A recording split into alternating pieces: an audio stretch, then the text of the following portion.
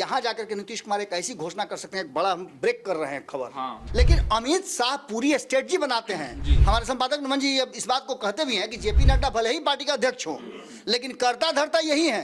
देखिए, एक की तो मजबूरी है क्योंकि वहीं से आए हैं वो संजय झा, और दूसरे के साथ एक बड़ी विचित्र बात है, नोरमा ग्रुप, जो सोचता है वो करता है, आपके अपने सपनों का आशियाना। नमस्कार, मैं हूं सागर कुमार, भारत लाइव देख रहे हैं आप। कहानी में ट्विस्ट है।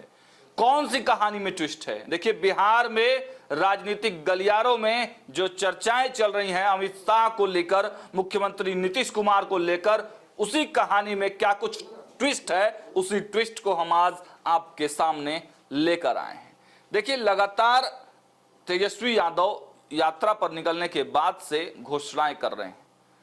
उसके बाद मुख्यमंत्री नीतीश कुमार की यात्रा का स्थगित होना और यात्रा का नाम बदल देना, और अमित शाह का मुख्यमंत्री नीतीश कुमार के सीएम वाले बयान से मुंह मोड़ लेना, यह क्या कुछ कहता है? इसी कहानी पर आज का कहानी में ट्विस्ट है। हम सीधे बाबा से जुड़ेंगे और आज आपको समझाएंगे कि आखिर इन तमाम जो कहानियां चल रही हैं बिहार की राजनीति में, उसके पीछे पेच क्या है।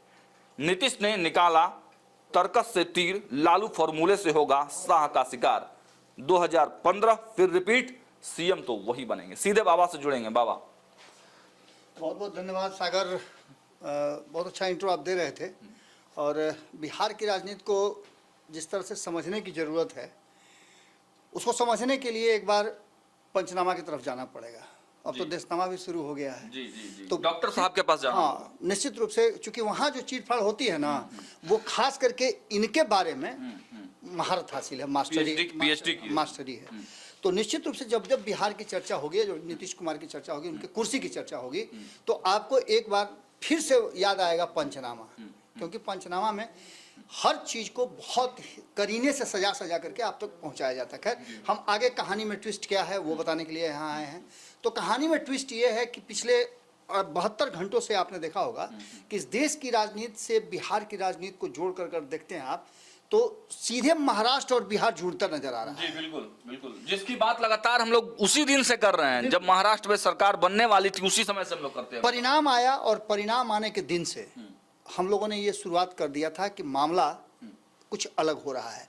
और आपको एक बहुत महत्वपूर्ण चीज बताते हैं, जिस समय महाराष्ट्र में उद्धव ठाकरे से अलग होकर के और दोनों गठबंधन टूटे थे, महाविकास आघाड़ी चल रहा था, उसमें 3 जो दल शामिल थे, कांग्रेस थी, कांग्रेस नहीं टूटी, लेकिन शिवसेना और एनसीपी दोनों टूटी, दोनों दो फाड़ हो गई। चाचा भी टूट गए और सबसे प्रिय दोस्त जो थे एकनाथ शिंदे उद्धव ठाकरे के, वो भी टूट गए। और भारतीय जनता पार्टी ने वहां एक बड़ा गेम प्लान रचा। भारतीय जनता पार्टी को ऐसा लगता था कि ये टूट करके तो आए हैं, तो इनके पास दूसरा कोई विकल्प नहीं है, तो मुख्यमंत्री अपना क्यों नहीं बना लेंगे। लेकिन एकनाथ शिंदे जो है वो बहुत तेज निकले। वो किए क्या कि बोले कि मुख्यमंत्री बनाइए, तो फिर आगे की कहानी होगी। वहां तो वो सक्सेस हो गए, पहली बार मतलब सक्सेस हो गए। लेकिन उसके बाद जो परिस्थितियां बनी, वो परिस्थितियां बिहार से बिल्कुल मिलती जुलती थी। 2022 में, माफ कीजिए 2020 में ऐसे ही नीतीश कुमार, एक परिस्थिति बनी थी जिस परिस्थिति में चुन करके आए थे और मात्र 43 सीट पर थे। विकल्प नीतीश कुमार के पास था और चर्चा सबसे पहले यही शुरू हुई थी। जैसे परिणाम आया वैसे ही चर्चा शुरू हो गई कि अब नीतीश कुमार क्या करेंगे। लालू प्रसाद के ऑफर की चर्चा होने लगी और हो सकता है कि ये प्लांटेड भी किया गया हो, क्योंकि नीतीश कुमार ने चुनाव से पहले ही ये बात स्वीकार करवा लिया था, भारतीय जनता हर्दी गुर्दी बोलवा लिया था कि मुख्यमंत्री तो हम ही बनेंगे। लेकिन बाबा, जब अलग हुए थे नीतीश कुमार भाजपा से, तो वो बार बार कह रहे थे कि हम सीएम बनना नहीं चाह रहे थे, जबरदस्ती भाजपा के लोग ने बना दिया। पीएम बनना चाहते थे क्या 2022 में? आपको याद है ना सागर, नीतीश कुमार ने क्यों छोड़ा था एनडीए, क्या कह करके छोड़ा था? इससे कोई इनकार कर सकता है क्या? ये पब्लिक डोमेन में बातें हैं। अब आप बोल करके छुच्छे मुंह झूठ बोल दीजिए तो उसका बातें अलग है। नीतीश कुमार ने यही ना कहा था कि मेरी पार्टी और मेरी कुर्सी छीनना चाहती थी भाजपा, इसलिए मैं उनसे अलग जा रहा हूँ। बाप रे बाप, ये लोग ऐसा नहीं है रे दादा। जो राष्ट्रीय अध्यक्ष बनने वाले थे दिल्ली में, तब पर भी कहे कि नहीं हम तो बनना नहीं चाहते हैं, ये लोग जबरदस्ती बना दिया हमको। और रूस के काहे भागे थे? बरियात से रूस के काहे भागे थे? बरियात से रूस के इसलिए भागे थे ना कि इनको जेवनार पहले नहीं किया गया था। इंडिया गठबंधन जो बना, तो इंडिया गठबंधन बनने के बाद इनको उसका संयोजक नहीं बनाया गया, इसलिए रूस करके भाग गए थे। खैर उन सारी बातों से आगे आप निकलिए। और अब जबकि 2025 के चुनाव की तरफ हम बहुत तेजी से बढ़ रहे हैं, क्योंकि पहले तो ये था कि चुनाव अक्टूबर नवंबर में होंगे, लेकिन अब जो परिस्थितियां बनती जा रही हैं वो कह रही हैं कि कभी भी चुनाव हो सकता है। बिल्कुल जी, बिल्कुल। इसमें नीतीश कुमार की भूमिका क्या होगी? तो सागर, आप लगातार पॉलिटिशियन से बात कर रहे हैं, अलग अलग राजनीतिक दल के नेताओं से बात कर रहे हैं, आप जाने जाते हैं कि आप बहुत हॉट टॉक करने वाले पत्रकार हैं। इसको भी, इसका भी लोगों ने कई बार हमसे फ़ोन करके कहा है कि आपके सागर बहुत कड़ा प्रश्न पूछते हैं। भैया हमारा ये काम है, हम पूछेंगे। बिल्कुल, बिल्कुल। लेकिन जिस तरह से आप लोगों से बात कर रहे हैं, तो हमारे पास जो फीडबैक आ रहा है आप लोगों के सवाल पूछने के बाद, उसमें कई चीज़ें 72 घंटे में बदली हैं। जी बिल्कुल बदली हैं बाबा। एक तरफ जहां अमित शाह का बयान, आपको याद होगा कि एक तरफ परिणाम आ रहे थे 23 तारीख को, और दूसरी तरफ क्या हो रहा था? दूसरी तरफ हो रहा था कि दिल्ली में मीटिंग की तैयारी चल रही थी।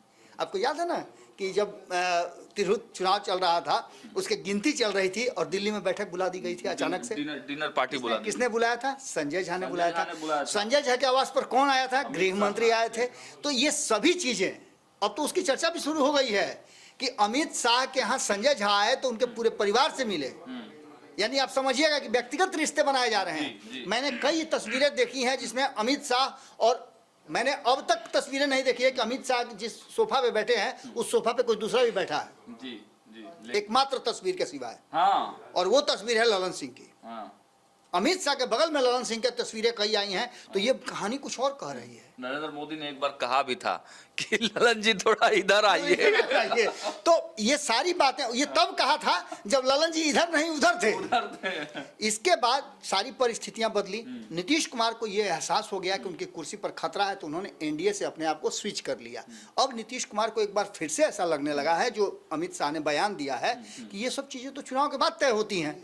मतलब इससे पहले बाबा हम आते हैं, मतलब नीतीश कुमार के जो दो नुमाइंदे, एक तरह से उनको कह लीजिए, जो शीर्षस्थ पदों पर हैं, वो भाजपा के एकदम निकटस्थ हो गए हैं, भाजपा के बहुत समकक्ष हो गए हैं, संपर्क में आ गए हैं। देखिए, एक की तो मजबूरी है क्योंकि वहीं से आए हैं वो, संजय झा, और दूसरे के साथ एक बड़ी विचित्र बात है। विचित्र बात यह है कि उनको पद, जैसे नीतीश कुमार को कुर्सी नहीं छोड़ सकते हैं, वैसे ही वो कुर्सी के लिए कुछ भी कर सकते हैं। आपको याद होगा कि कुर्सी के लिए ही उन्होंने सारा खेल रचा था। कुर्सी के लिए ही नीतीश कुमार के सबसे करीबी आरसीपी सिंह को बाहर जाना पड़ा था। उन्होंने इस तरह का माहौल पैदा कर दिया था कि आरसीपी सिंह को जाने के सिवाय कोई रास्ता नहीं था। ये सभी परिस्थितियां तो बनी सागर। ललन सिंह इसलिए भी जाने जाते हैं बाबा कि जब वो उधर उस खेमे में रहते हैं तो तेजस्वी के साथ गलबैया हो जाता है, तेजस्वी के करीबी हो जाते हैं, और इधर आते हैं तो अमित शाह के करीबी हो जाते हैं। तेजस्वी के साथ, लालू के साथ जो रिश्ते हैं ललन सिंह के, उसको कौन नहीं जानता है। वो तो लालू प्रसाद ऐसे व्यक्ति हैं, मैं लालू प्रसाद को इसलिए बहुत ज़्यादा अप्रिशिएट करता हूँ एज अ पॉलिटिशियन, कि लालू प्रसाद ने अपने दुश्मनों को भी ऊंचा पिढ़ा दिया है। लालू प्रसाद निश्चित रूप से हैट्स ऑफ हम लालू प्रसाद को करते हैं राजनीति में, कि उन्होंने राजनीति में सूचिता जो होती है ना, उस सूचिता, बिल्कुल उस सूचिता को बरकरार रखा है। नहीं तो आज बताइए ना आप कि शिवानंद तिवारी इनके पास क्यों होते हैं? जिस शिवानंद तिवारी ने, जिस ललन सिंह ने, जिस रविशंकर प्रसाद ने मिल करके इनको चारा घोटाला में के मामले में फंसाया, सारा सबूत इकट्ठा कराया, उस आदमी के साथ ये अभी भी बैठते हैं और उसी गर्मजोशी के साथ बैठते हैं। कोई भेदभाव नहीं है। दैट मीन्स कि कहीं ना कहीं बिहार में एक राजनीतिक सूचिता का प्रतीक तो जरूर लालू प्रसाद है। लेकिन लालू प्रसाद और नीतीश कुमार के बीच में डिफरेंसेज यही है कि ये इनके बिना चल सकते हैं, लेकिन ये जो है इनके बिना नहीं चल सकते हैं। इनके मुख्यमंत्री की कुर्सी जो है इन्हीं पर टिकी हुई है। ये जब तक हैं तब तक मुख्यमंत्री बने रहेंगे, वरना वो मुख्यमंत्री की कुर्सी से कभी भी बेदखल हो सकते हैं और भारतीय जनता पार्टी उखाड़ करके फेंक देगी। ये दो शख्स जो हैं, इनको अच्छी तरह से पता है कि किस तरह से नीतीश कुमार ने इनके सामने से थाली छीन लिया था, और यही जब इनको गुजरात से बाहर निकाला गया था, इनको सजा मिली थी कि गुजरात में नहीं प्रवेश करना है, तड़ी पार किए गए थे, जिसको आप देखिए कि अक्सर इन पर कटाक्ष आज भी कटाक्ष हुआ है। तो उस समय इन्होंने बिहार आने की एक पूछा था कि मैं आना चाहता हूँ, कुछ दिन बिहार में बिताना चाहता हूँ, नहीं आने दिया गया था। ये सभी परिस्थिति अपनी जगह पर है। लेकिन अब सबसे जरूरी चीज है कि नीतीश कुमार ने इस 72 घंटे में जो अमित शाह के बयान आए हैं, उस बयान के बाद क्या क्या बदला है, क्यों बदला है, और उसके परिणाम क्या होंगे। हम ये नहीं कह रहे हैं कि नीतीश कुमार तुरंत कोई फैसला ले लेंगे, लेकिन नीतीश कुमार जिस रास्ते निकल पड़े हैं वो यही बता रहा है कि नीतीश कुमार कोई बड़ा फैसला बहुत जल्द लेने वाले हैं। पहला फैसला कि उन्होंने जो महिला संवाद यात्रा शुरुआत की थी, उसको लेकर के जितनी सारी बातें कही गई थी, कहा यह गया था कि महिलाओं के लिए नीतीश कुमार ने 36-37 तरह के योजनाएं चलाई हैं। लगातार वो अपने शासनकाल में महिलाओं के लिए काम करते रहे। महिलाएं उनकी कोर वोटर हैं। आप अक्सर देखिएगा कि जो आपका अपना है वो तो अपना है ही है, लेकिन जो अपना नहीं है ना, राजनीति में उसको अपना बनाने की कोशिश की जाती है। लेकिन नीतीश कुमार इससे भी आगे निकल गए। नीतीश कुमार महिला संवाद यात्रा को कैंसिल कर दिए। क्यों किए? ये सबको जग जाहिर है कि इनके यात्रा पर जाने से 48 घंटे पहले तेजस्वी यादव ने ऐसा बाउंसर मारा ऐसा कि डक करने की जरूरत नहीं थी, सीधे जाकर के हेलमेट में टकराया। वही स्थिति थी कि उन्होंने 2500 रुपए की जो घोषणा कर दी, और शायद ये घोषणा नीतीश कुमार करने वाले थे। जी बिल्कुल। उसके बाद की कहानी है कि नीतीश कुमार इतना आसानी से हार थोड़े मानेंगे। बिल्कुल नहीं मानेंगे। आपने सुना होगा, ये कहा जा रहा था जदयू के लोगों से कि खरवास के चलते यात्रा कैंसिल हुआ है। मैंने तब भी क्या कहा था कि खरवास उरवास वाला कोई बात नहीं है। ये वही कारण है जो तेजस्वी यादव ने अचानक से मैंने कूद करके आए और दरभंगा पहुंचे, और दरभंगा पहुंच करके उन्होंने सीधे दरभंगा में इस बात की घोषणा कर दी। खैर, इसके बाद नीतीश कुमार के पास विकल्प क्या रह गया था? एक तरफ जहां तेजस्वी यादव, दूसरी तरफ अमित शाह का वो बयान जिसमें उन्होंने कहा कि मुख्यमंत्री का फैसला अब यहाँ थोड़े होता है, चैनल पे थोड़े होता है, वो पार्टियां बैठ करके करती हैं, शीर्ष नेतृत्व तो बैठ के करते हैं। भाजपा का शीर्ष नेतृत्व कौन है? अमित शाह और मोदी। मैंने मोदी को भी छोड़ दिया ना, मोदी तो मुख्यमंत्री हैं, माफ ये प्रधानमंत्री हैं, लेकिन अमित शाह पूरी स्ट्रेटजी बनाते हैं। हमारे संपादक नमन जी इस बात को कहते भी हैं कि जेपी नड्डा भले ही पार्टी का अध्यक्ष हो, लेकिन करता धरता यही है। अमित शाह ही है सारा। घर में मालिक किसी को बना दिया जाए, लेकिन सबसे बुजुर्ग आदमी जो होता है ना, वही मालिक रहता है, फैसला वही लेता है, सारे दांव पे जानता है, दांव पे जानता है। अब ऐसी स्थिति में उनके बयान को लेकर के नीतीश कुमार को एक बड़ा झटका लगा। अब उसी झटके के बाद धीरे धीरे करके भारतीय जनता पार्टी बिहार के लोग जो जय नीतीश करते थे, वो भी कहने लगे कि नहीं नहीं, जय नीतीश तो है, लेकिन करेंगे हम लोग जय नीतीश, आज नहीं कल करेंगे, परसों करेंगे। यानी कि नीतीश कुमार चुनाव के बाद मुख्यमंत्री होंगे कि नहीं होंगे, ये संशय में आ गया। जी बिल्कुल। अब ऐसी स्थिति में आप समझ, उसमें एक उपेंद्र कुशवाहा ने भी, हालांकि नीतीश कुमार का नाम जरूर लिया है, लेकिन उन्होंने भी एक चौंकाने वाला बयान दिया है कि अगर कुछ परिवर्तन होना होगा तो बातचीत होगी। निश्चित रूप से आप एक बात समझ लीजिए, उपेंद्र कुशवाहा नीतीश कुमार के सबसे प्रबल विरोधियों में से एक समय के बहुत करीबी थे। नीतीश कुमार ने बहुत कोशिश किया उपेंद्र कुशवाहा को अपने साथ लाने का, लेकिन महत्वाकांक्षाएं अति महत्वाकांक्षा में जब बदल जाती है तो व्यक्ति का विचार बदल जाता है। उपेंद्र कुशवाहा एक सीट पे चुनाव लड़े, हार गए, ये अति महत्वाकांक्षा थी। उन्होंने अगर नहीं मानते, वो एक सीट पर नहीं मानते, तो वो विरोध करके जैसे पिछली बार 2019 में गए थे उस तरह से जा सकते थे। और इस बार जबकि महागठबंधन की बेहतर स्थिति थी, उन्हीं के कुशवाहा समाज का एक नेता जीत करके आया और ऐसा गढ़ को तोड़ा जिस गढ़ में कोई सोच भी नहीं सकता था, चित्तौड़गढ़ को तोड़ा।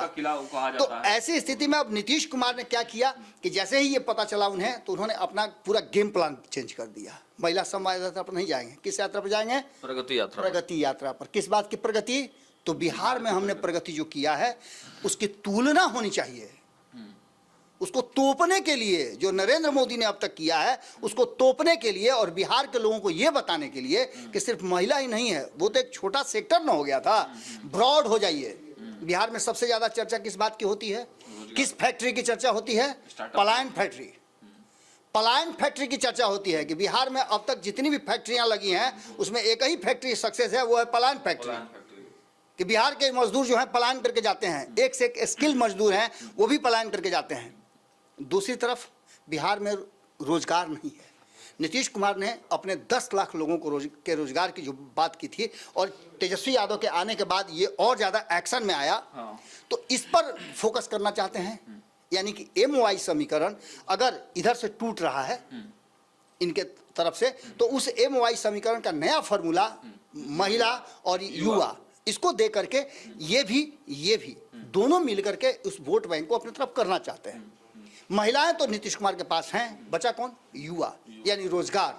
तो रोजगार के लिए जो नीतीश कुमार ने काम किए हैं और बहुत अच्छे काम किए हैं, यात्रा का जगह भी चनपटिया चुनना, आपसे चर्चा हमारी ऑफ द रिकॉर्ड हो रही थी कि इसमें 38 से ज़्यादा ऐसे स्टार्टअप हुए हैं जिस स्टार्टअप में एक भी कोई बड़ा बिजनेसमैन नहीं है। बाबा मैं खुद वहां पे गया हूं और लोगों से मैंने बातचीत किया है, वो लोग इतना अप्रिसिएटेड है, मतलब इतना नीतीश कुमार के Down to प्रति earth है। डाउन टू अर्थ है। वो लोग कहता है कि हम कल तक बाहर जाकर नौकरी करते थे और आज हम मालिक हैं अपने घर में। जी नौकरी दे रहे हैं, नौकरी दे रहे हैं। तो नीतीश कुमार ने सिर्फ नौकरी दिया नहीं है, नौकरी देने वालों को पैदा किया है। मतलब आप ये बताना चाह रहे हैं बाबा दर्शकों को कि नरेंद्र मोदी जिस स्टार्टअप की बात करते हैं उसको नीतीश कुमार ने करके दिखा दिया अपने यहाँ। तेजस्वी यादव ने नीतीश कुमार को एक ऐसा रास्ता दिया है जो पिछले 10 साल में नरेंद्र मोदी नहीं कर पाए हैं।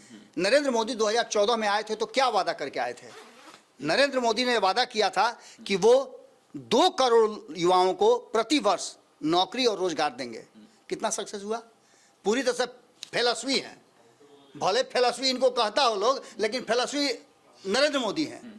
पास कौन हुआ? ये और ये चाचा भतीजा।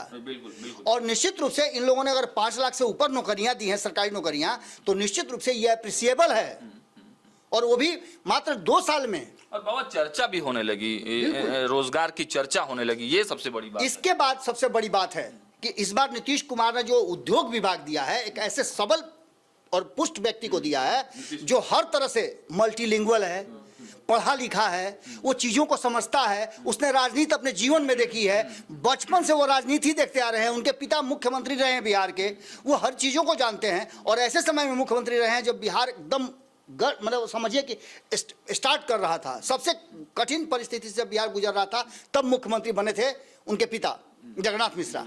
अब जो वर्तमान स्थिति बनी है, नीतीश मिश्रा ने नीतीश कुमार की यात्रा पर जाने से पहले एक बहुत बड़ा उनके हाथ में गेम प्लान दे दिया है कि ग्लोबल मीट करा रहे हैं। 23 तारीख को यात्रा पर जाएंगे और 19 तारीख को ही वो बिहार में कितने स्टार्टअप और नए खड़े होंगे, कितने फैक्ट्रियां खुलेंगी, ये सबका लगभग खाका उनके हाथ में दे देंगे। तो नीतीश कुमार ने जो ये काम किया है, नीतीश कुमार को पता है कि हम क्या करने जा रहे हैं। यानी सीधी तौर पे ये लड़ाई जो है पावर गेम हो गई है, और पावर गेम में आप जानते हैं कि जब फाइट होती है तो 2 पहलवान लड़ते जरूर हैं, लेकिन उसके साथ साथ 2 श्रोता और दर्शक भी लड़ते हैं, क्योंकि कोई किसी का समर्थक है, कोई किसी का समर्थक है, और असल जीत हार इनसे ज्यादा ये अगर लड़ते हैं, जो पहलवान लड़ते हैं, उनसे ज्यादा खुशी उनके दर्शकों को, समर्थकों को, श्रोताओं को होती है। तो वैसी स्थिति में आप समझ सकते हैं कि क्या होने वाला है। निश्चित रूप से नीतीश कुमार बिहार की जनता को ये बताने जा रहे हैं कि हम सिर्फ महिलाओं के लिए नहीं करते हैं, हम युवाओं के लिए भी करते हैं, हम रोजगार का नया सृजन करने जा रहे हैं, और इसके लिए हमें आप वोट दीजिए। यहाँ जाकर के नीतीश कुमार एक ऐसी घोषणा कर सकते हैं, एक बड़ा हम ब्रेक कर रहे हैं खबर, हाँ, बिल्कुल एक बहुत बड़ा खबर ब्रेक कर रहे हैं कि इस यात्रा के बाद नीतीश कुमार इस प्रगति यात्रा के साथ कुछ ऐसी घोषणा कर दें जो 2025 में कालजयी हो जाए, तो कोई अतिशयोक्ति नहीं होगी, क्योंकि रोजगार और अन्य चीजों को लेकर के वो कहीं ना कहीं एक बात तो पक्का है कि नीतीश कुमार जिस तरह से आगे बढ़ रहे हैं और जिस तरह से उन्होंने ये पूरा का पूरा सेक्टर तय किया है, इसमें एक बात तो साफ नजर आ रही है कि नीतीश कुमार युवाओं के लिए रोजगार का एक बड़ा हब बनाने की कोशिश करेंगे। और चनपटिया जिस तरह से एक विकसित और पूरे दुनिया भर में अपने क्वालिटी के लिए जाना जाता है, वहाँ बेस्ट क्वालिटी के कपड़े, बेस्ट क्वालिटी के चमड़ा उद्योग है,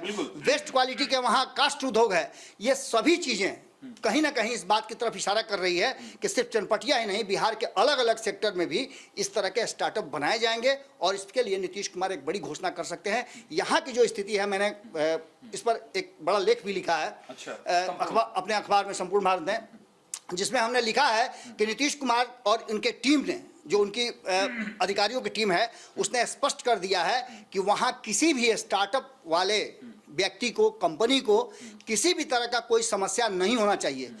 सिंगल विंडो हो, और साथ ही साथ अधिकारी से लेकर के बैंक तक किसी भी तरह के लोन या परेशान करने की कोई भी प्रक्रिया नहीं की जाएगी। मतलब पूरी तरह से छूट दे दिया गया है, पूरा स्टार्टअप बढ़िया से करिए। इसका मतलब आप समझ सकते हैं कि बिहार में एक बदलाव के लिए नीतीश कुमार को एक बार और आप मजबूर होकर के 5 साल के लिए चुन सकते हैं। नीतीश कुमार का ये प्लान और मास्टर स्ट्रोक कहीं ना कहीं मजबूर कर रहा है कि जिस तरह से 2015 में एक बड़ा खेल खेला गया था, भारतीय जनता पार्टी से 2013 में अलग होकर के 2015 में औकात बताया था नीतीश कुमार ने। एक बार फिर, ये जरूरी नहीं है कि इनके साथ आकर के करें, लेकिन नीतीश कुमार भारतीय जनता पार्टी को मजबूर जरूर कर सकते हैं कि मुख्यमंत्री तो किसी भी सूरत में हम ही बनेंगे। चलिए, तो देखा आपने, बाबा ने अपने अंदाज से बता दिया है और उसके पीछे की कहानी भी बता दी है कि जो कहानी में ट्विस्ट की बात कही जा रही है, बिहार में जो राजनीतिक माहौल बना है उसके पीछे नीतीश कुमार राजनीति के धुरंधर, भले ही तेजस्वी यादव और लालू प्रसाद यादव कितनी ही रणनीति क्यों न बना लें, नरेंद्र मोदी और अमित शाह कुछ भी बयानबाजी कर ले, लेकिन बिहार का ओवरऑल बॉस तो मुख्यमंत्री नीतीश कुमार ही हैं। और चनपटिया जो स्टार्टअप जोन है वहां से अपनी यात्रा की शुरुआत करके मुख्यमंत्री नीतीश कुमार यह एहसास दिला देना चाहते हैं कि स्टार्टअप भले ही नरेंद्र मोदी ने लेकर आया था, लेकिन वास्तविक रूप से अगर उसको चरितार्थ किया है, ग्राउंड जीरो पर उतारा है, लोगों की सहायता की है, तो उनका नाम है मुख्यमंत्री नीतीश कुमार। और इसी योजना के तहत प्रगति यात्रा पर वो निकल रहे हैं। और एक बड़ी खबर, बड़ी ब्रेक इस खबर के माध्यम से बाबा ने आपको दी कि उस यात्रा के दौरान मुख्यमंत्री नीतीश कुमार युवाओं के लिए रोजगार को लेकर कोई बड़ी घोषणा भी कर सकते हैं। फिलहाल इस वीडियो में इतना ही। देखते रहे भारत लाइव। बहुत बहुत धन्यवाद। आपके सपनों को हमने सजाया है, ई होम्स पैनोरमा को हमने बनाया है। ई होम्स मेरा एक सपना था जिस पे मैं पिछले 4 साल से काम कर रहा था। हमने जो बनाया है वो सबने है माना। ई होम्स पैनोरमा में हो आपका भी आशियाना। और फाइनली हमने 2021 में इस प्रोजेक्ट को लॉन्च किया। बहुत लोग अप्रिशिएट कर रहे हैं कि पूर्णिया जैसे शहर में, बिहार के, एक तो बिहार की बात करें उसमें भी पूर्णिया जैसे छोटे जगह में इस तरह का लाइफस्टाइल देना, ये सुन के हम लोगों को बहुत अच्छा लगता है। ई होम्स में हमने कुछ और भी किया है, जैसे हम जिस जगह में रह रहे हैं हमारी फैमिली सिक्योर हो, उनको सिक्योरिटी का ध्यान में रखा है। आपकी सुविधा और सुरक्षा आपके लिए खास है, ये आपका विश्वास है। इसमें आर्टिफिशियल इंटेलिजेंस का 7 लेयर सिक्योरिटी का हमने इस्तेमाल किया है। लस ग्रीन कैंपस को बनाया है। यदि हमारा बाउंड्री वाल है तो वो वर्टिकल गार्डन है।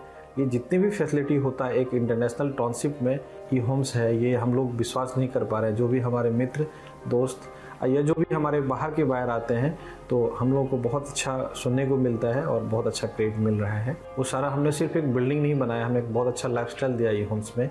और मेरा एक सपना था जिसको मैं आज फुलफिल होते हुए देख पा रहा हूँ। ये आपका आवास है। ई होम्स पैनोरमा में अब आपका निवास है। E homes Panorama, luxurious lifestyle redefined. Panorama group, जो सोचता है वो करता है।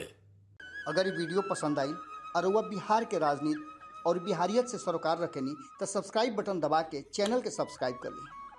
ओजे एगो घंटी बा, ओकरा बटन दबा देला से कुल सटीक और मारक खबर रुआ मुफ्त में मिल जाई। अगर रुआ पत्रकारिता के हमनी के नया प्रयोग में सहयोग कर चाहतानी तो ज्वाइन बटन दबा दी। पेटीएम नंबर नोट कर ली 9386816700।